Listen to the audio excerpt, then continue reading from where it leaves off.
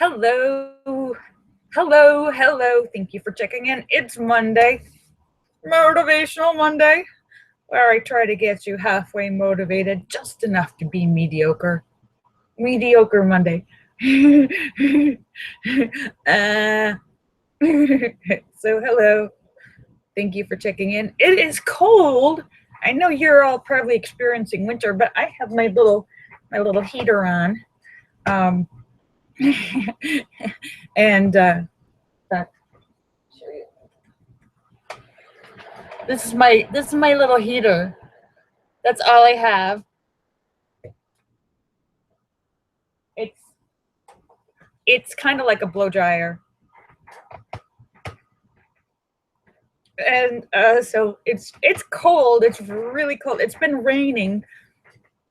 We had one day off and one sunny day, and then it's been raining and cold, and it just like I had like a, a bin outside in the backyard. And it was like full to the top of water. All of my plants are drowning. It's it's very wet, so which is good for all that. And oh, I saw a great movie over the weekend. I have to recommend to anyone for the movies. Hidden Figures, the movie about the early space program, and I had no idea before computers, before IBM, when they started launching men around the moon, they had people groups of women actually called that their computer department, computing, as in not that they were computers, but they did the computing of the numbers by hand, and because they didn't have computers. And there's actually a lot of women did that, and that was back when there was segregation. So there was the white women group and the black women group, and some of these women were geniuses and ended up being first ever women to be a aerospace engineer and the first ever supervisor of IBM computers, and really shocking. And a woman who was had one of those brains where she could do math like that, like you tell her 2,076 times 2,070 something divided by the square root, and she'd be like, got it. Like, she had one of those brains. I don't even uh yeah, so she actually helped plan. She was the one who did the numbers for the trajectory for the first orbit around, when John Glenn went in the first orbits around the Earth.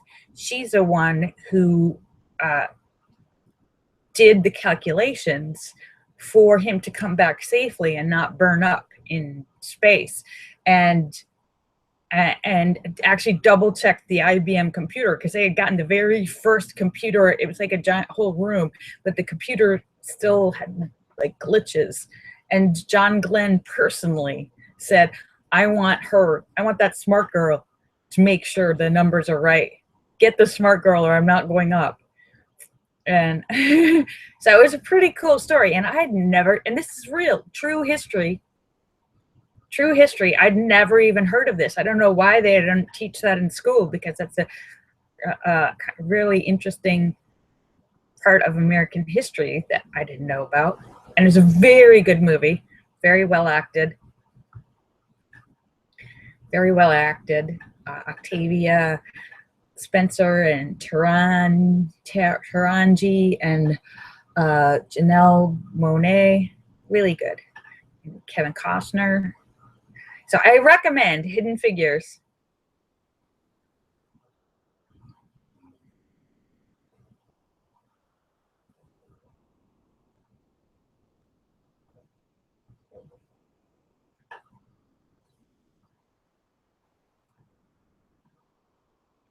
You saw part of Back to the Future. Oh, okay.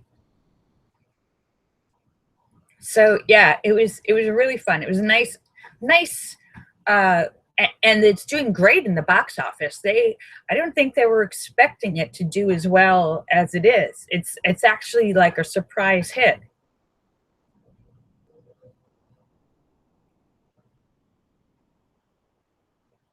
So Wing Doggy says if it had not been for what she double checked, she made sure, like the early space program, they had to, do all of this computing and everything by hand, trying to figure out the very first time they're sending a guy up there, how can we get him back? Okay, we launch a guy into space. How do we get him back and get him back so that he doesn't die? So that was, and they didn't have computers back then. So it was, imagine being the very first astronaut to go up. You don't know. Yeah, so it was pretty amazing. And actually, the woman who the story is about, I believe she's still alive. I believe she's about 98, 97 or 98. Because I don't know if I believe I read in the credits that the woman the story is about, who helped with the first space program, she had recently won some sort of Medal of Honor from the president. But I believe she's like 98, unless she's just died in the past couple of years. But they, at the end of the movie, they say, about the three main characters, like what they went on to do. And they, yeah.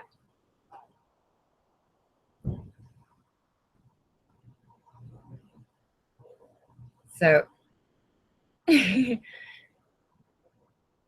so yeah, so it was pretty cool. Very cool.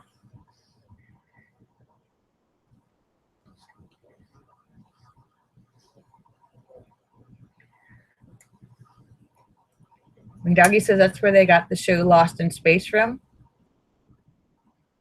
Or not really. Oh, okay. But yeah, so that was fun. How was everybody else's weekend? Did y'all have a nice weekend?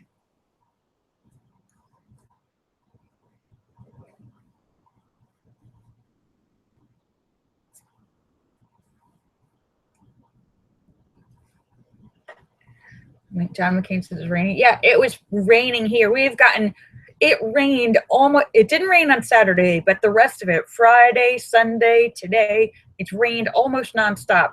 We got like serious, I got a foot of water in a bucket. We've had like a foot of rain, I think, this month. Oh, and you know what else I started watching over the weekend? There's a new series. I think it's on Netflix called The Crown. And another one, another historical series. And this is based on the beginning of Queen Elizabeth now, who just turned 95. Beginning when she was, I think she was in her early 20s when she became queen, when her father died. So it's starting from her just before she became queen, and then so I watched like 3 episodes of that, and that was really nice. And they've been winning some awards. They won some Golden Globes, I think, or they were nominated. But that was also an interesting, kind of fun, interesting film.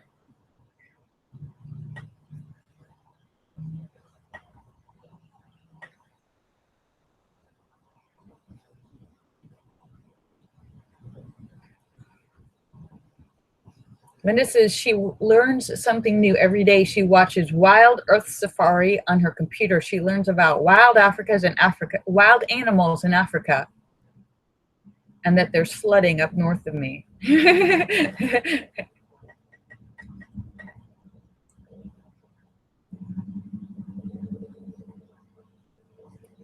Yeah, the funny thing about the current Queen Elizabeth, is that her father, if you remember last year, I think it was last year, or the year before, there was a movie called The King's Speech, which was about the guy who became king after his brother abdicated to go off with the woman that he loved, and he was a stutterer. Well, this was actually this. I didn't realize, but that's Queen Elizabeth's father. She wasn't. Her father was never supposed to be the king.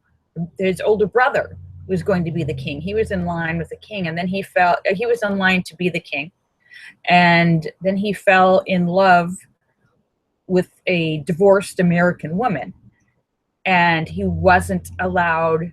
The rules then didn't allow him to marry her, so he was so in love with this woman that he gave up his throne and rejected all of his duties to leave and marry this woman. So his younger brother then became who never knew he was going to be king, suddenly became king and had to get over his stuttering. And it was, I think, seems like he was a pretty good guy, but his daughters weren't, brought up thinking they were princesses, but they didn't start from the girls being like, brought up that they were going to like be having all these royal duties or whatever. And suddenly their father's a king. So then when he died, Elizabeth became queen. So that was very interesting stuff.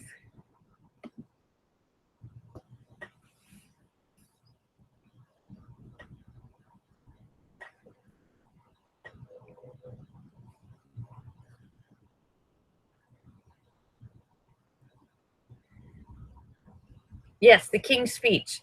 And that's her father. And I was like, oh. So woohoo. Which was a great film, by the way.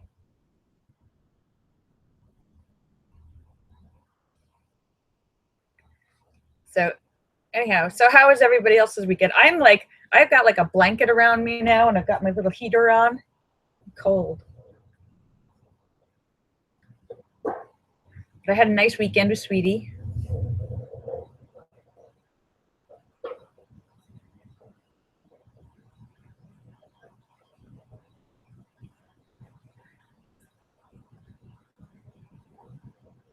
But it was raining. I didn't take any pictures outside of my outfit because it was too wet and cold and gross out. But it was a shame because I had some cute outfits on.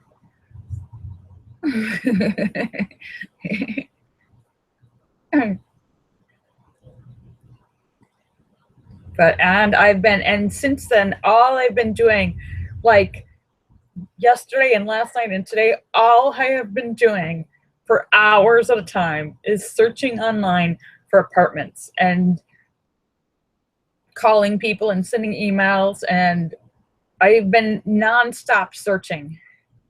So far, nothing. I'm very nervous because I told you before, rents have like doubled since I moved here 5 years ago. Rents for like all of LA.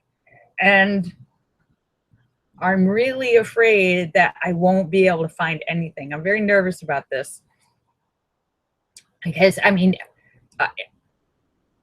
I'm going to have to go to like an hour outside of LA or go to some like really kind of scary neighborhoods in order to find something that I might be able to afford. And I like my little place.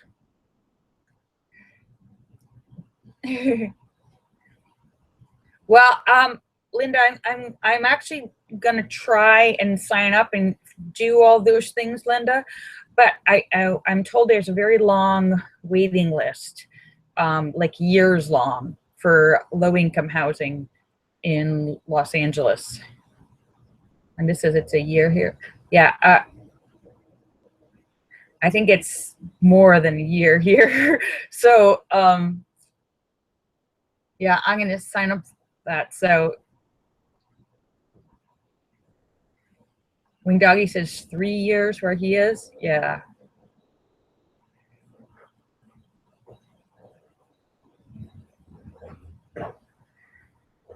Yeah, so they have all that stuff here, but it's a really long wait and there's a very long list. So I don't know. I don't think that'll be able to help me right now.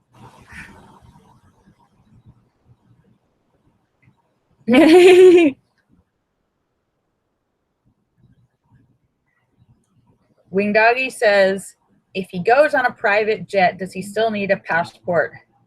Yes, I believe you will still need a passport because you still will have to enter the country through customs, Wing Doggy, and they will check.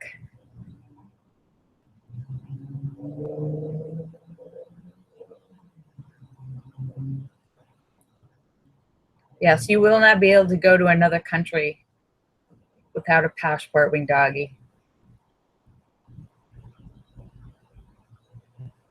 David Jones says you don't have to go through airport security, but you will still have to enter and go through customs. Might be a different line or a different entry point, but they still check people in. Otherwise, just anyone could walk in.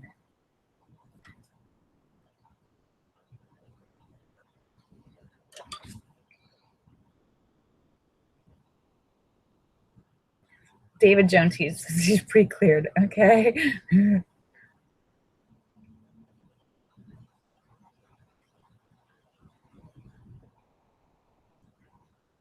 John McCain says, what if you're the last Jedi?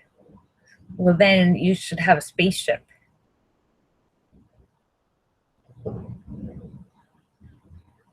I don't think that'll work, Wing Doggy.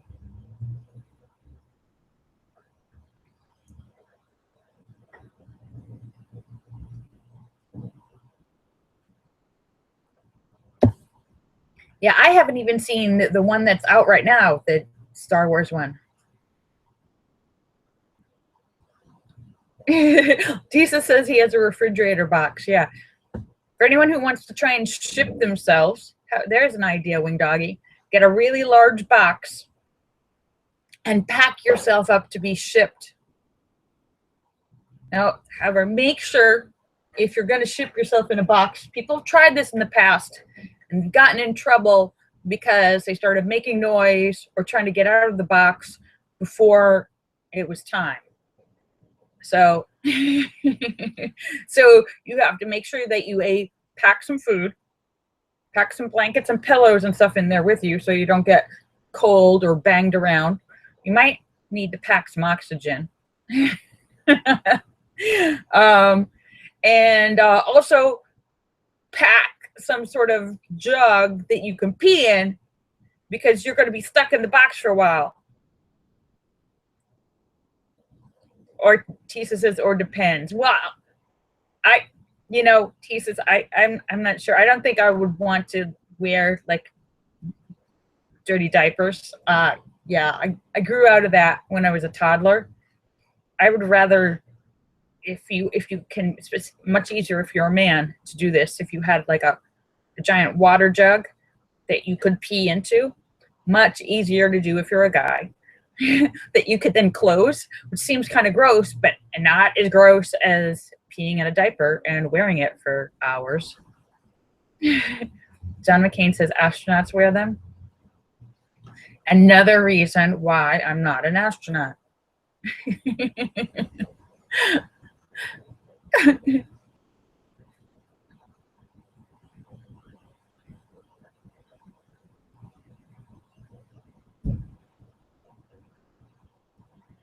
David Jones says, if you're leaving the country, they x-ray the box. Okay, so you can only send yourself in a box domestically.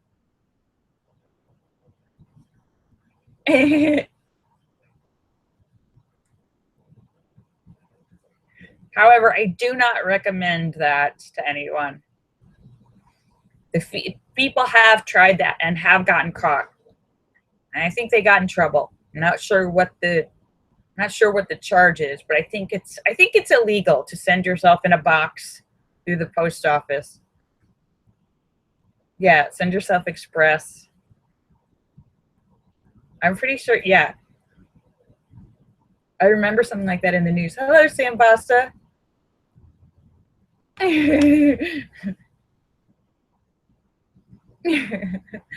everybody on YouTube.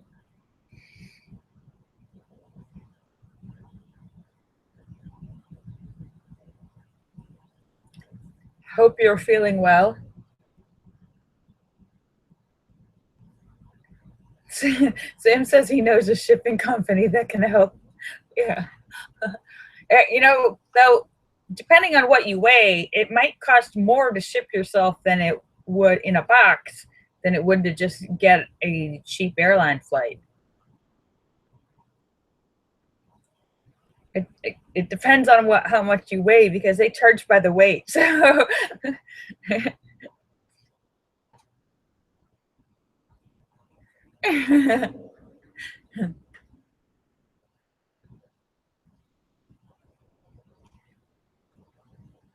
so I recommend if you're gonna mail yourself to send yourself like UPS or something because they'll bring you to the door of wherever you're going, so you don't have to worry about someone picking you up at the airport. You might be dead by the time you arrive, but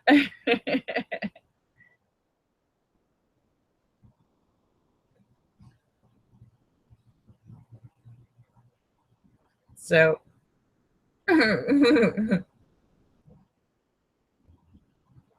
but anyhow, this is a nonsensical conversation, though. I don't even know why I'm talking about this. All I've been doing, I've spent like the last 6 hours looking for apartments and going through. There's a bunch of several different websites that have listings, and some of them have different things. Some of them have the same thing on all of them, and some of them have like anyhow. So I've been going through lots of stuff, but David Jones says, I didn't join no, I didn't join the Women's March, though I am very excited and thrilled by the results of International Women's March. Every state in the US and practically every country in the world had a Women's March yesterday. Millions of people marched. It's pretty amazing. They had 500,000 in Los Angeles marching, 500,000 people in DC marching. Like, I mean, that's just in those two cities, 1,000,000 people. There was at least 3 million women across the US marching. There's even in Antarctica and there's not that many women there. So all 30 of them, all 30 of the women who are in Antarctica marched.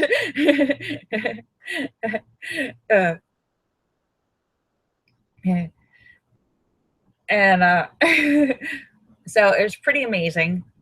And so I'm very excited about that, and really sending a message to these politicians that who are wanting to make all kinds of rules about women and have all these committees making decisions. No women on the committees, no women making the decisions, all these guys making decisions. They don't even know what they're talking about.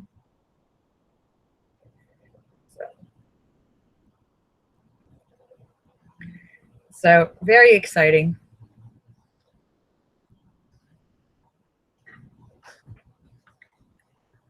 So woohoo.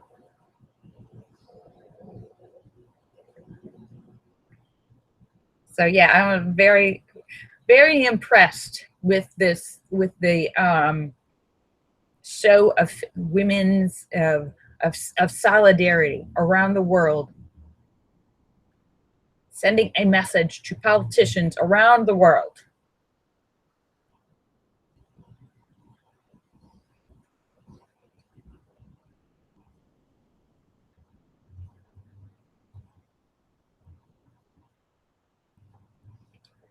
So yeah, pretty cool, pretty cool.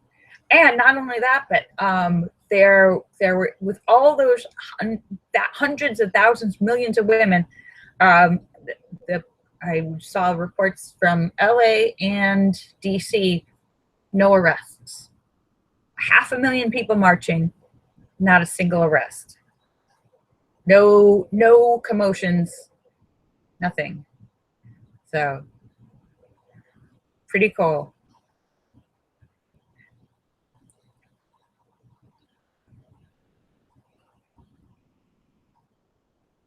But all right. So anyhow, I've totally not motivated you to do anything besides mail yourself across the country, which I really think I don't recommend, actually. Poor planning. I'd say look for a cheap airlines flight.